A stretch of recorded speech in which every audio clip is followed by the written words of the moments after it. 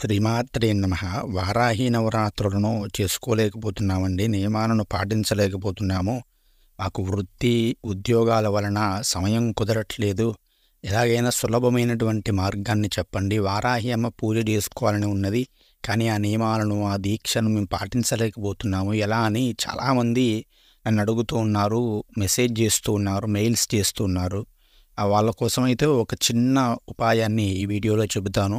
మీరేం చేయండి అంటే రోజు ఉదయం పూట ఒక 2 నిమిషాల పాటు కాస్త గంధాన్ని, పుష్పాన్ని, ధూపాన్ని, దీపాన్ని, ఇది నైవేద్యాన్ని ఏదో ఒకటి పెట్టండి. చెప్పాను కదా, దానిమ్మ గింజలు పెడితే చాలా శ్రేష్టం. ఇవి పెట్టి షోడశనామాలు, ద్వాదశనామాలు చెప్పాను కదా, అవి చదువుకోండి.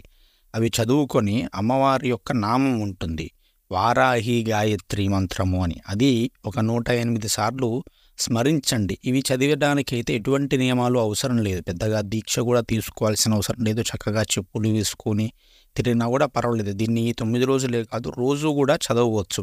మీకు ఇప్పటికే ఆ ద్వాదశనామ స్తోత్రాన్ని ఒక వీడియోలో అందించాను. ఈ వీడియోలో మీకు ఆ వారాహి గాయత్రి మంత్రాన్ని అందిస్తాను. దీన్ని నిత్యము చేసుకోండి. సులభంగా, నియమాలు లేకుండా ఎవరైనా చేసుకోవచ్చు. స్త్రీలు ఆ 5 రోజులు మాత్రం చేసుకోకూడదు.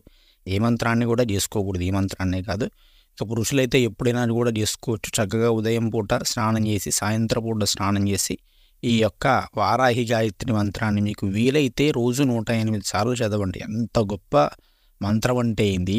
అద్భుతమైనటువంటి ఫలితాలను ఇస్తుంది. ఒక 21 రోజులు, రోజు ఒక 41 రోజులు చేయండి. మీకు 21 రోజులు అయ్యేలోపే ఆ మార్పులు అనేవి మీలో కనిపిస్తుంటాయి. చాలా వైబ్రేషన్స్ మీకు చదువుతుంటూనే వస్తుంటాయి అన్నమాట. చాలా అద్భుతమైనటువంటి ఆ వారాహి గాయత్రి మంత్రాన్ని నేర్చుకొని ప్రతి ఒక్కరూ కూడా చదవచ్చు. దీనికి పెద్దగా నియమాలు కూడా అవసరం లేదా. ఏమిటో ఇప్పుడు చెబుతాను.